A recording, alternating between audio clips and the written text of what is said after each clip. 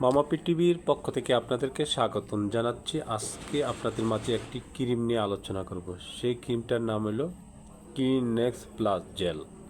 এই প্রোডাক্টটা তৈরি করছে এরিস্টো ফার্মা লিমিটেড। দাম বেশি না, মাত্র 150 টাকা। এই ক্রিমটা কেন ব্যবহার করবে? বিশেষ করে 10 থেকে 12, 15, 16 বছরের ছেলে ও মেয়েদের মুখে ব্রণ হয়, তাদের ক্ষেত্রে অত্যন্ত জরুরি এই জেলটা।